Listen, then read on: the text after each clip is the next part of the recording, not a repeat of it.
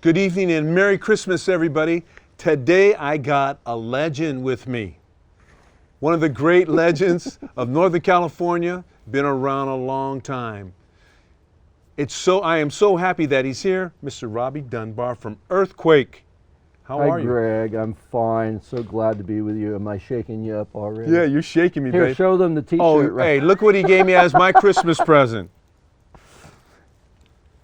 Can you dig that? I can dig it. So instead of just having it on my back, I'm going to put it down here. You know how Axl would put his little, Scottish dance or whatever he does. Robbie, it's great to see you. With an earthquake on your knee. Greg, we go back. We were talking about back in the Long Branch days. Yes. That great club in Berkeley, San Pablo and Dwight Way there. And so many of us came up in music from that, didn't we? Everybody, it seemed like. Such a fertile time for all of us. Historical, great bands, great bands. And went through there. We had Sammy, we had Eddie Money, we had Y&T, we had Peak, we had the Shakers, we had the Residents, so many great bands. Let's not forget Eddie Money. Not at all. He opened for Patti Smith. I know. And then she came over to Rather Rip Records, was the amazing Capitol. Practically in the whole United States, there was not, even in New York City, not a better record store.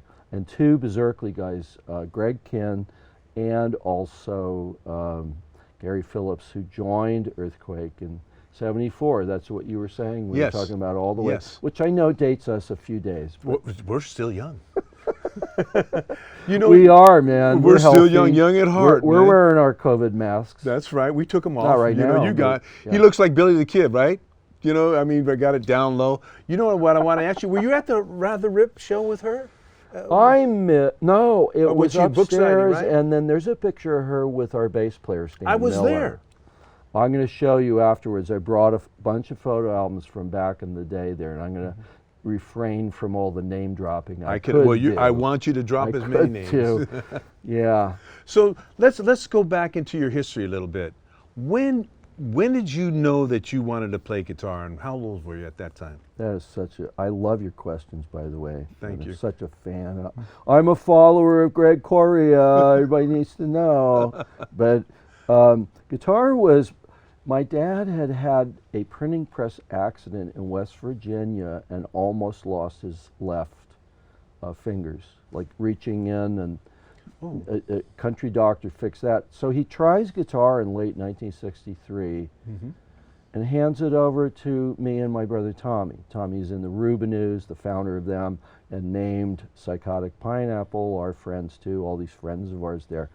And the guitar, though, down in the valley, and you're playing a G chord and then a D7 or whatever it is.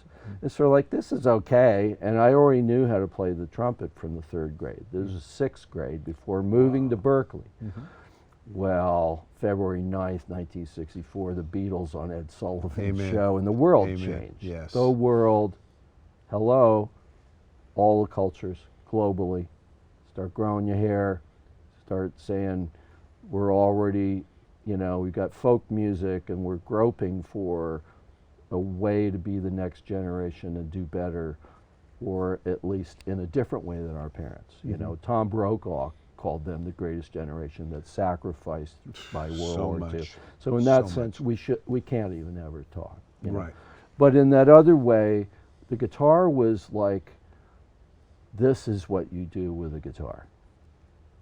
Watching John play da-da-da, and then thing that George learning from all the rockabilly guys, Burton. and and then Paul just being a genius, and then Ringo being the good guy that they got after Pete Best. So we were all going to learn all these things about the Beatles and know why they were our friends. Yes. Like we all knew these guys, like Whoopi Goldberg. She said, I didn't even think of them being white and I was black. I just loved the Beatles, and I actually got tickets to Shea Stadium the year after they got here. So the guitar is like Woody Guthrie. This machine kills fascists. Amen to that. And then all of it, and then Dylan, and all the other folk people, Pete Seeger. Now I'm dropping names. Oh, I love Pete Seeger. Yeah. So you started that. You started playing electric. Your first electric. What's your first electric guitar? It was a Kent from the Alameda Naval Station Commissary. Unbelievable. And that meant that my parents knew that once I started, I want to learn how to play the melodies, because I had learned on piano a upright Steinway with my mom. 3 years old, she's teaching me. Wow. And then I learned a B flat on a trumpet. And then I start getting what the black keys and the sharps and flats and what key are we in and all this stuff. I seem to have that kind of brain. And so I've always been grateful to be able to contribute music theory and voicings, and if we're in this key, what would make a good bridge, you know, that the Beatles could have the middle eight and all this stuff.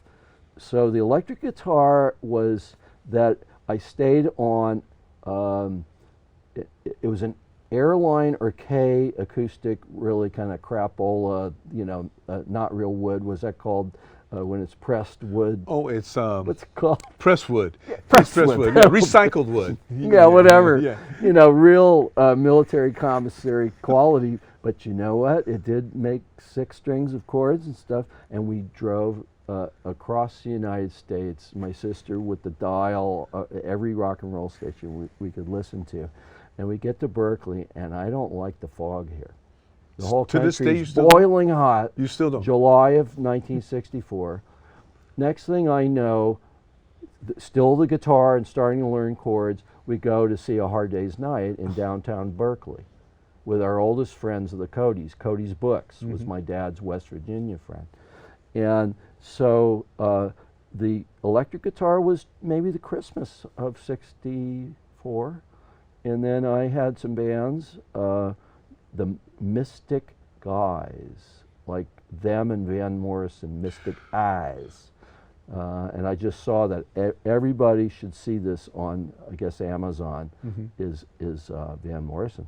Oh, that's And great. so Gloria and all that whole album.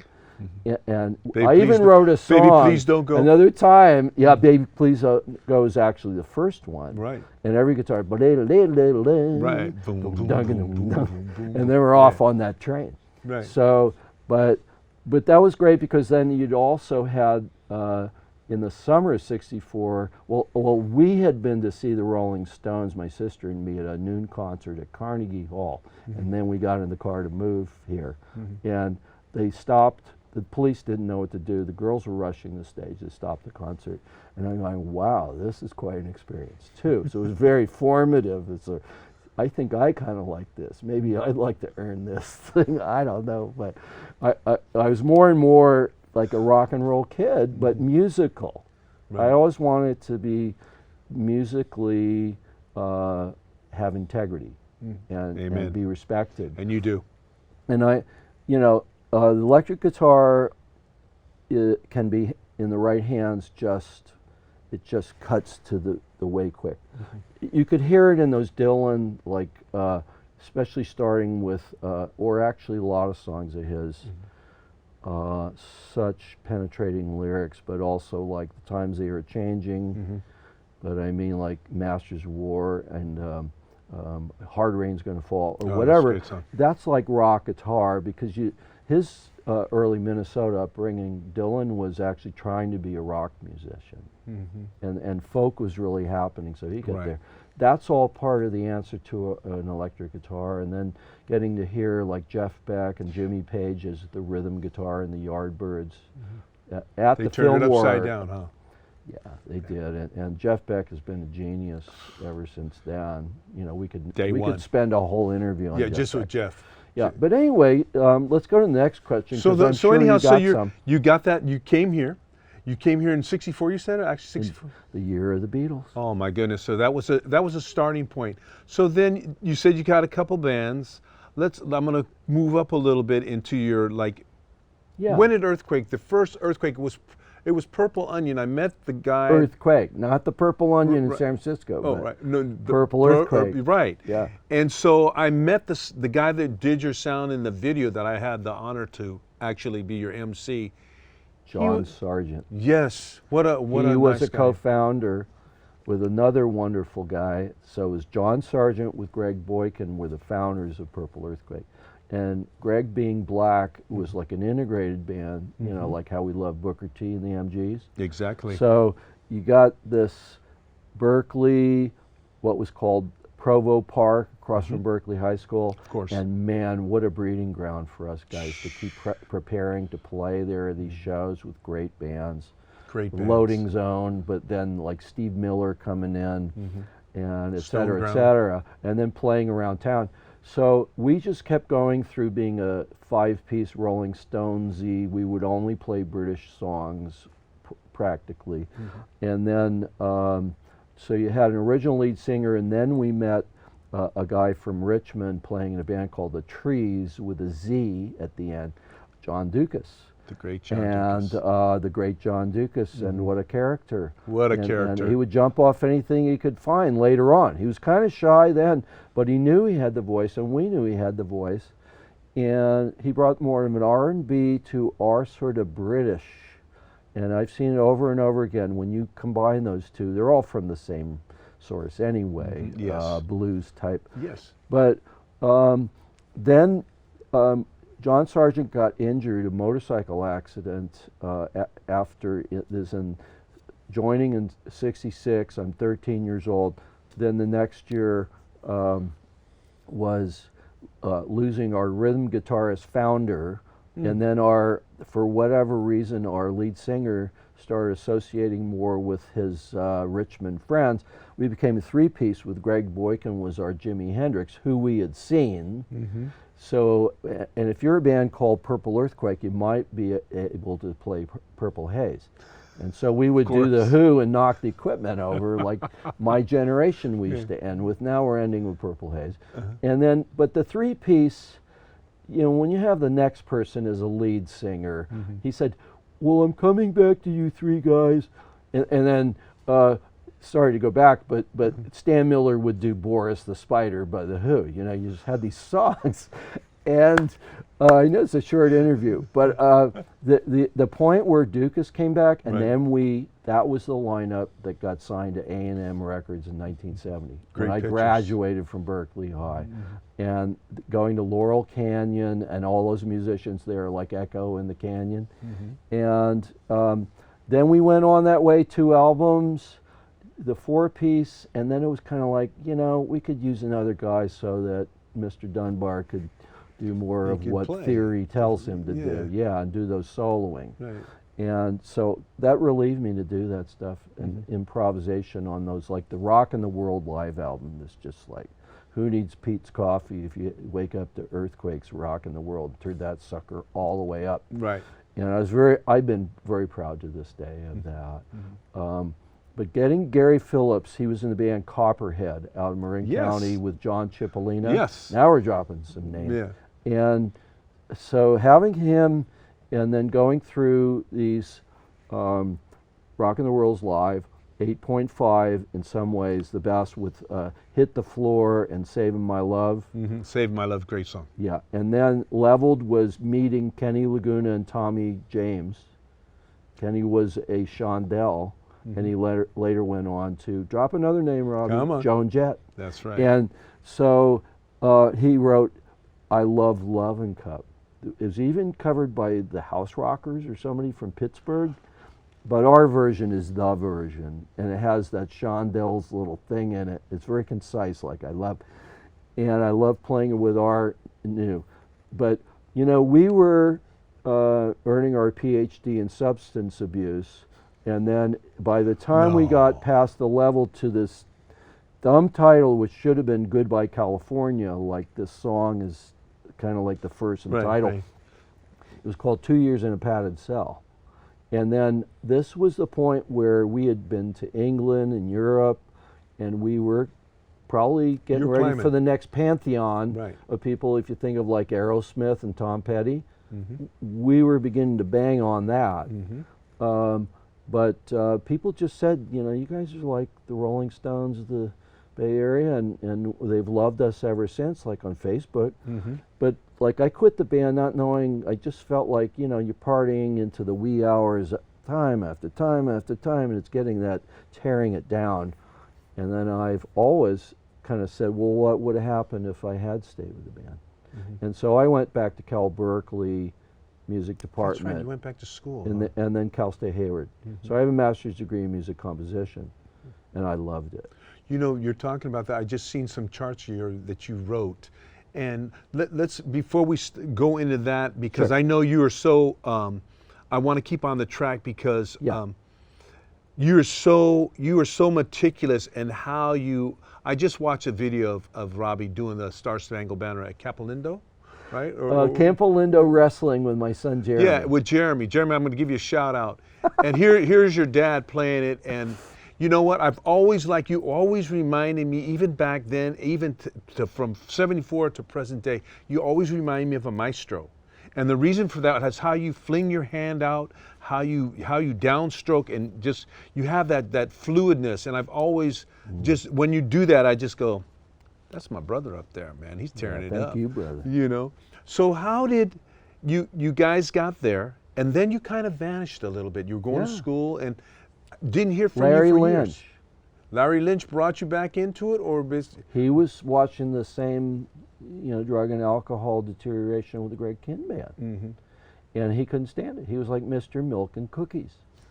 And he I would could tell you see himself, Larry that way. you know, and he and I did a recording. I forget the little studio in North Beach area. I love Yeah. North Beach. So, So me it too. was Shake, Rattle, and Roll and his own song, Real Love. And you can imagine how we sounded on the Elvis type, but more power chord version of Shake, Rattle, and Roll. Could you imagine that, Greg? Oh yes, I can. Hell yeah. Yeah, So- hell yes.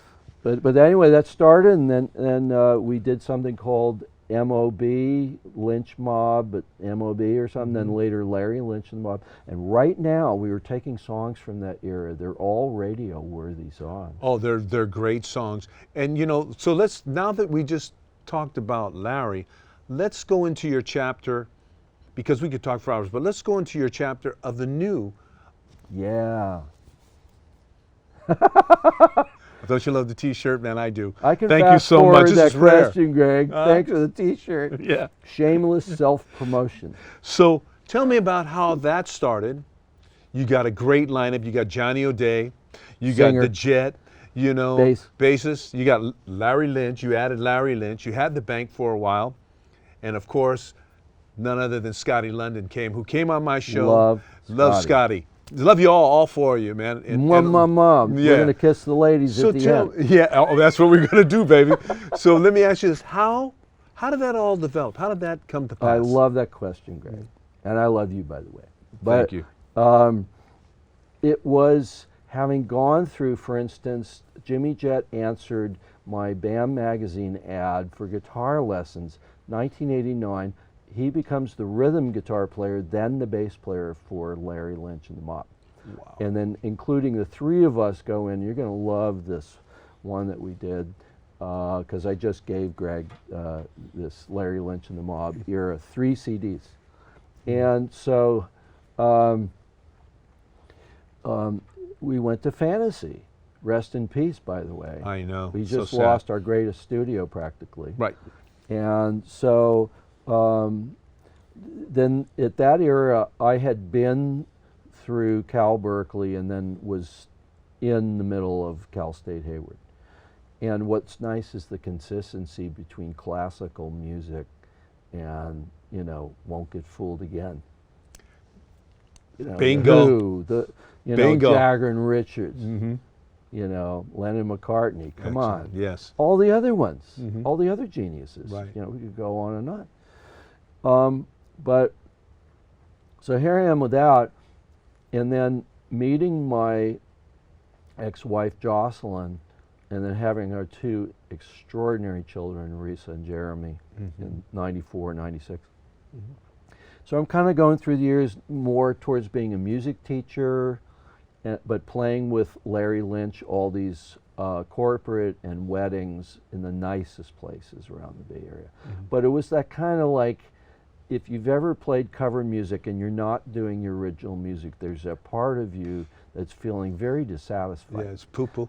Yeah, it is. Yeah. He said, "This is poo-poo. What the hell are you doing?" Right. But you trying to put, you know, food on the table, and so the coming back was really into like by leading into 2016, and where I played in various bands. Some years before that, one was Aftershock. Which of course is an earthquake reference. Yes, it totally is. Reference. And then it's after earthquake, right? Yeah. So Revere, Paul Revere. And the Oh, Raiders. come on. Sorry, Mark because I'm Lindsay. hungry Yeah. for the good Kicks. things, baby. Kicks. And Earthquake's version of Kicks is what got Scotty London Great into song. Earthquake, along with these other things, was that leveled album. But anyway, I know I'm, you know, That's it's okay. the Scottish I'm keeping you. impromptu yeah, is our family motto for the Dunbars, and you know, tangents. But tangenting back was just that it had been that many years, and a frustration from Larry Lynch as well, and so we had Jimmy saying, you know, what do you want to do some other thing, and we have this place, Kensington Circus Pub, I is wanna where play there. all the local musicians. I want to play there. Yeah, we'll get you on. We'll there. open. Oh, we'll get you on. No, we're going to pick the right song for you, and that's what we did with Johnny O'Day. Is he had with Tommy Mary this album, Yes. Audacious Audacious. Yes. Rising, and so could we record a version of Saving My Love? I said, well, that's fine, but there was some other kind of thing of like, let's audition you maybe for Aftershock, and then it turned out to be from Jimmy Jet Spalding playing with me with Larry, asking, why don't we reform Earthquake? And it's sort of like, you know what? I think that's a good idea. It's that, you know what? You're right, moment. And then I had Johnny, he comes down, it was a rainy night there in Kensington, between Berkeley, Albany, El Cerrito. Come to the car and sing along with Dukas, John Dukas, the recording of Saving My Love from the 8.5 album. And at the end of the song, I say this, you know what? You passed the audition. And then that was it.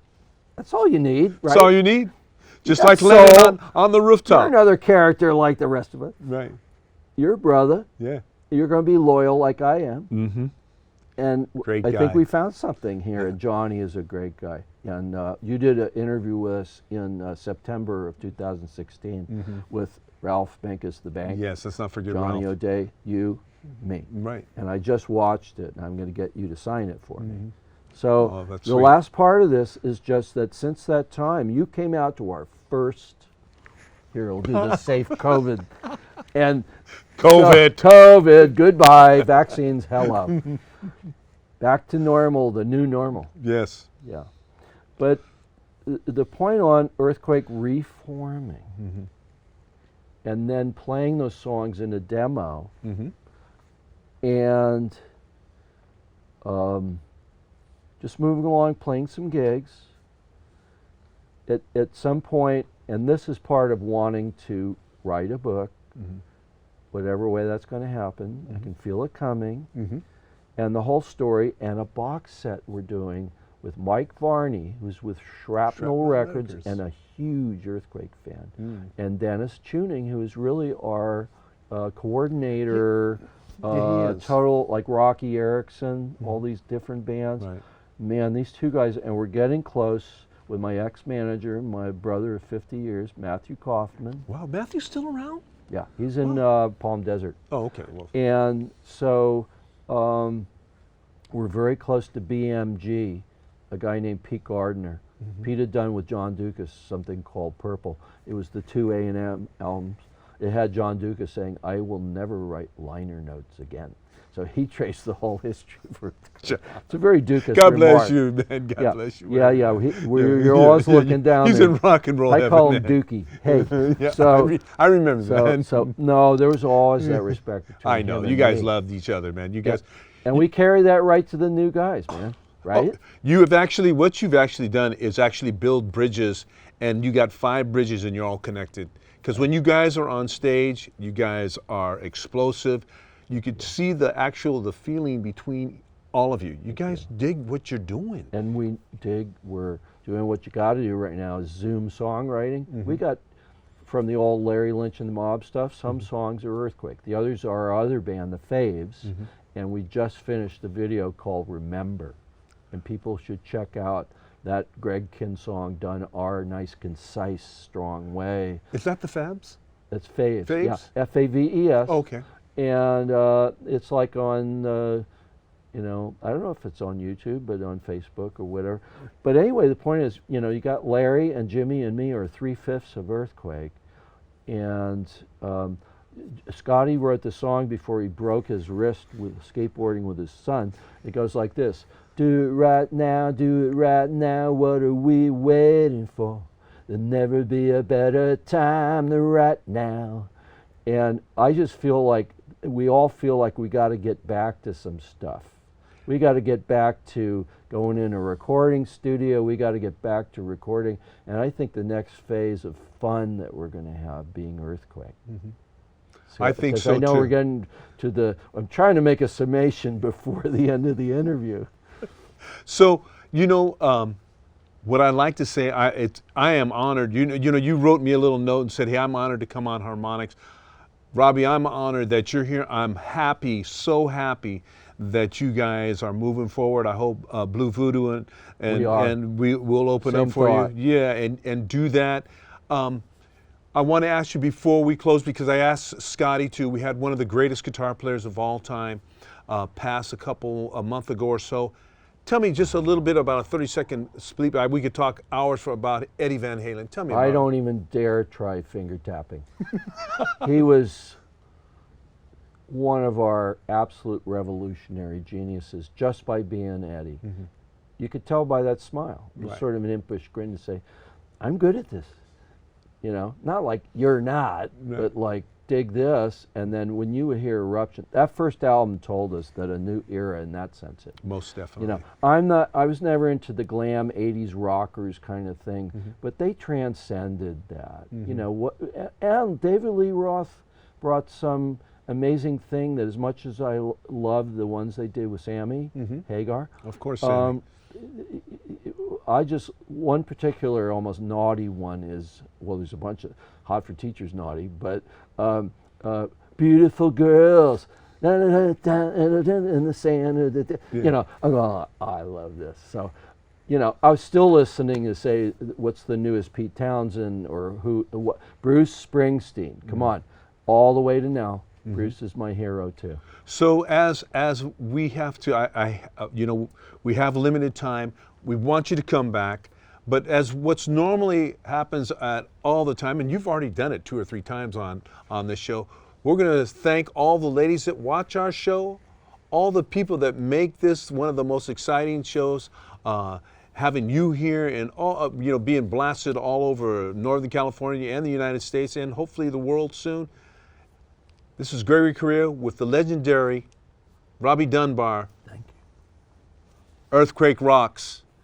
May God bless you all. Merry Christmas. Happy New Year. Let's get rid of COVID, and I'll see you in 2021. Peace to all you ladies. Love y'all. Love you, ladies, and everybody.